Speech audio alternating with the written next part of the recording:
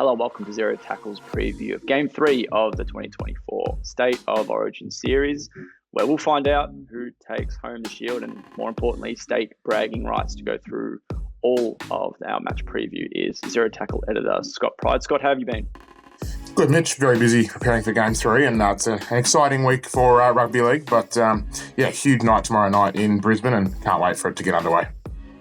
Certainly plenty to break down on our end. Obviously, Queensland going for 3 in a row, and New South Wales looking to make it 2 road wins when they head up to Suncorp Stadium on Wednesday night. Plenty of big talking points, and obviously mostly about selection heading into it. Big one from Queensland's camp is leaving out David Fifita once again. Do you think it's the right call, the wrong call? How do you look at it? No, it's not the right call. To be perfectly honest, David Fifita's been in pretty good form for the Titans. One of the things we saw in Game 2 when the Blues took that win was just the aggression New South Wales played with. They really flipped the script from Game 1. Obviously, Game 1, Blues played with 12. It's really hard to ascertain exactly how they would have gone without that send-off of Joseph Suaalii in the first couple of minutes of the game. Game 2 saw the Blues, as I said, come out, play really aggressive, and Queensland couldn't hold their own in that department. Payne Haas had probably his best Origin game ever. We saw Spencer Leniu come in off the bench and make enormous impact. Basically, all of the Blues forwards had the running of the game from the early minutes right throughout the contest, and Queensland were really lacking. Now, on one foot, you do look at Queensland's injuries and understand a little bit why that's happening. They've got so many out in the forwards, from Tino Fasuluma-Aui to, of course, Tom Flegler's out as well. Tom Gilbert's another one. So that, the injury list is enormous for Queensland as they came into this year's series, and it hasn't changed throughout. That does leave them struggling through the middle third, and we saw that in Game 2. So one of the things they had to do with their Game 3 selection really was pick guys that were going to change that momentum through the middle third. I'm not sure Kurt Capewell starting is the answer to that. I'm not sure Felice Kafusi is the answer to that. Obviously, they brought Kalen Ponga in on the bench. That's an interesting call as well. I don't mind the selection of Kalen Ponga. I think he brings a lot in terms of being able to play off the bench. If there's an injury, he'll slot straight into that back line. We've seen him play lock forward before in Origin, so we know he can play that role. But he's not going to fix that lack of aggression for Queensland in the way they were bombed through the middle by the Blues in Game 2. That's where David Fifita would have come in. He's tall, aggressive. Yes, there is an argument there that says maybe he's not the most consistent footballer in the world, but he hasn't really played a bad game for Queensland previously. His form's been all right for the Titans. I'm not really sure why Billy Slater thinks it hasn't been. That's the main reason Slater hasn't picked him. He's sort of said that after picking his squad on Monday morning. He said, Fifita's form hasn't been good enough. I don't agree with it, and I think Queensland might come to regret not picking Fifita for the decider. It is a big call. Obviously, you mentioned the injuries that they've been ravaged by in the lead up to the decider, and they have had to make some forced changes for Game 3, and particularly in their outside backs, going with a balance of experience and youth with Dane, Gagai and Selwyn, Cobbo. Do you think the pair can arise to the occasion? Yeah, well, a couple of big outs for Queensland, Xavier Coates and Murray Taulagi.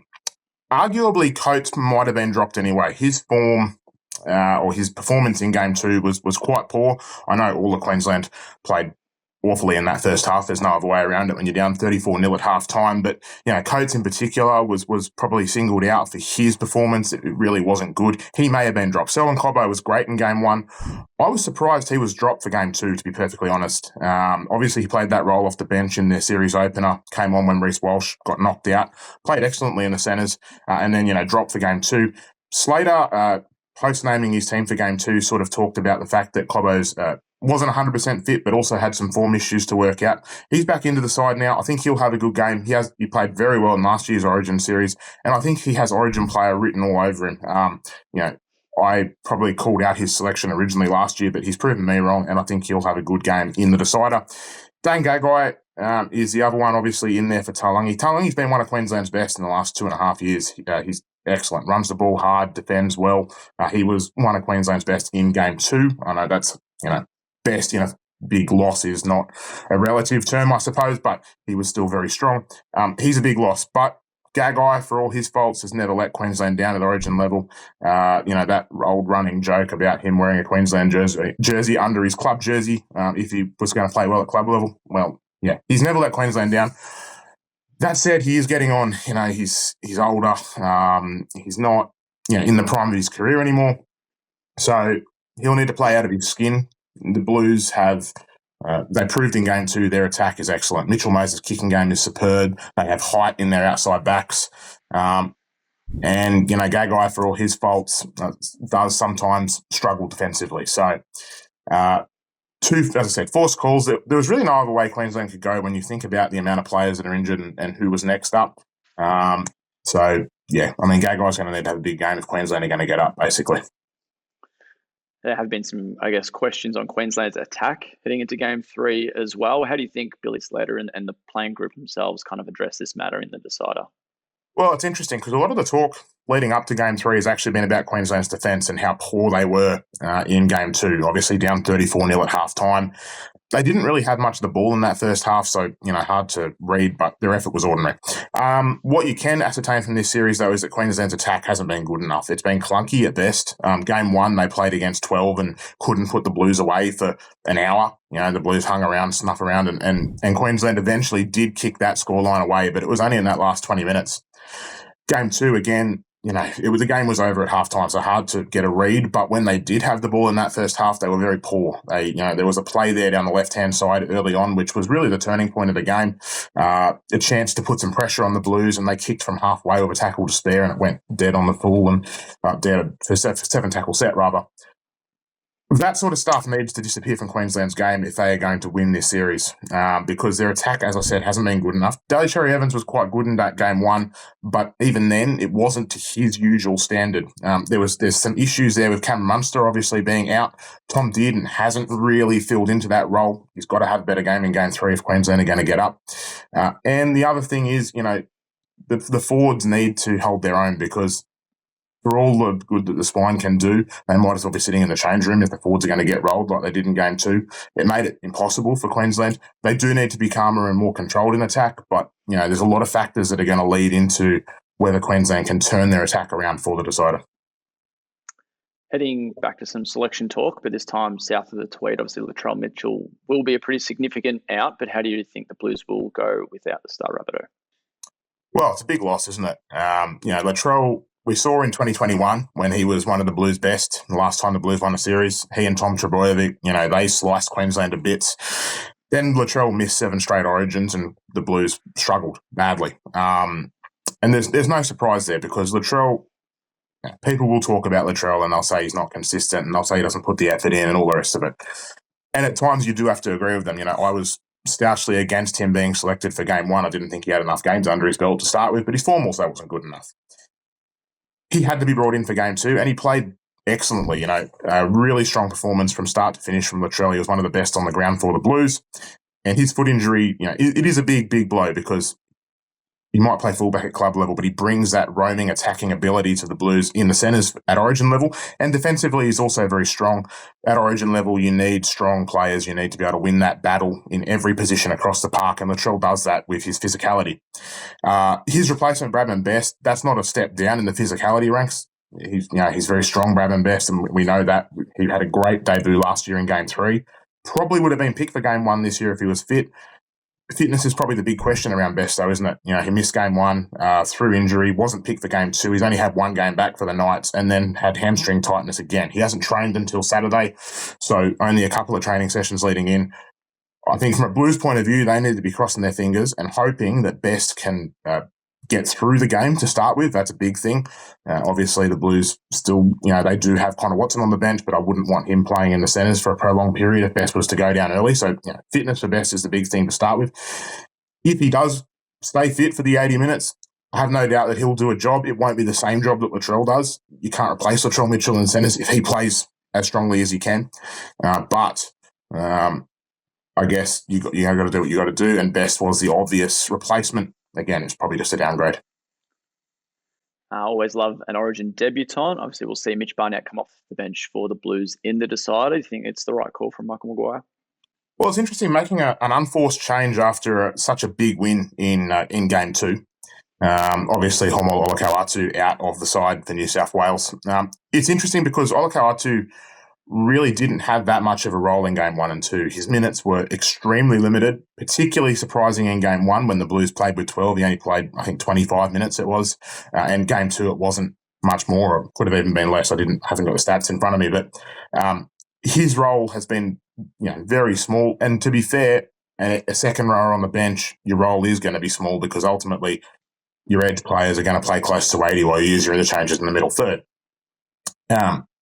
What the advantage that Barnett brings to the Blues is that he can play both the middle and the edge.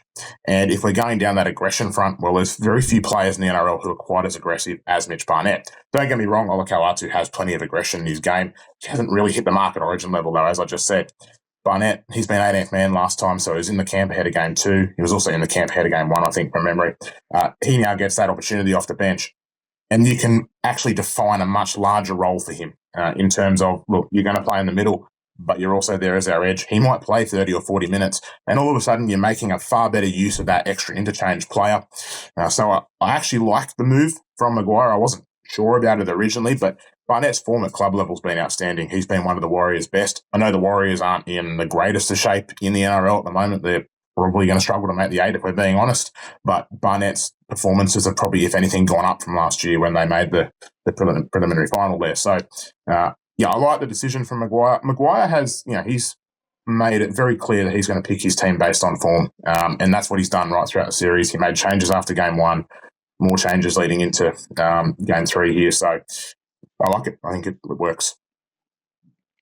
Game 2, I guess one of the defining factors in what was one of the biggest wins we've seen from a New South Wales side was the aggressive edge that they brought when everything was on the line, had to claim a win to keep the series alive. Do you think that they bring that same style of play into Lang Park? Well, speaking as a Blues fan, I hope so. It was great to watch. They were excellent from the first minute to the last, well, not the last minute, but certainly that first half. And the big thing was they got a run of momentum and they didn't let up. And they, as I said earlier in the video, Payne Haas had his best origin. Spencer Leniu was excellent off the bench. The second rowers, obviously Angus Crichton, Liam Martin there were excellent. Even Jake Trebojevic brought a bit of it as well. The outside backs ran the ball hard. And they didn't let up. They smashed Queensland in defence. They wouldn't let Queensland out of their own end. And they played the game on their terms and where they wanted to play it. There's a couple of things there, though. The kicking game needs to be as good as it was in game 1. game 2. Mitchell Moses was the undisputed man of the match in game 2.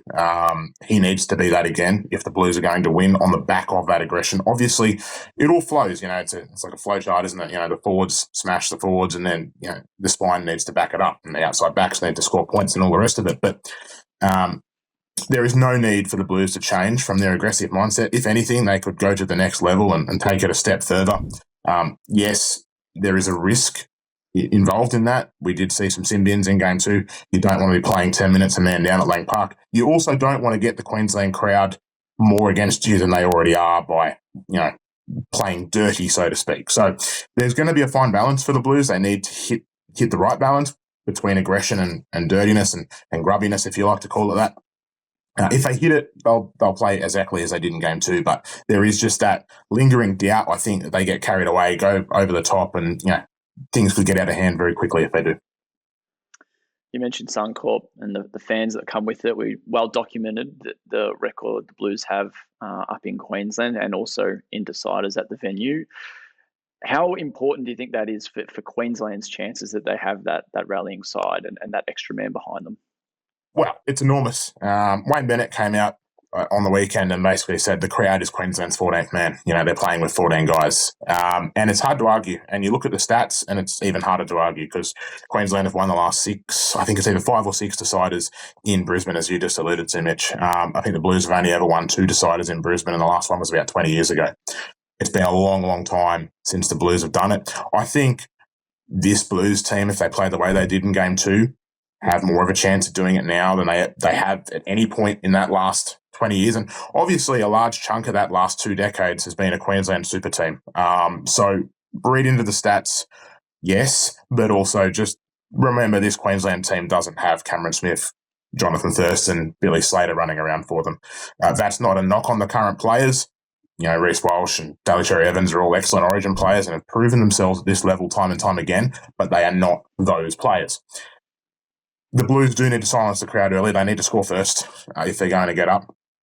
They need to get that first half lead, take the lead into the sheds because Queensland are going to come home with a wet sail. It means everything for Queensland playing at home. It's going to be a really tough battle for the Blues to overcome that. And most importantly, we'll get into your predictions. So, man of the match, first try scorer, and most importantly, who do you think is going to win on Wednesday night? Well, my heart says Blues, but unfortunately playing in Queensland, my head has to go with Queensland. So I'm going to tip Queensland by 6. That said, they do need to play a lot better than they did in Game 2. If that prediction is going to come to fruition, that goes without saying. Probably need to play better than they did in Game 1 as well. Man of the match, if Queensland are going to get up, I'm going Reece Walsh for man of the match, and I will take Selwyn Cobbo for the first try. Perfect. Well, that'll wrap up our Game 3 preview for the State of Origin decider for 2024. Obviously, Zero Tackle will have all the coverage in the build-up, in the fallout, and most importantly, live during, Wednesday's clash between Queensland and New South Wales. Scott, thanks for joining me.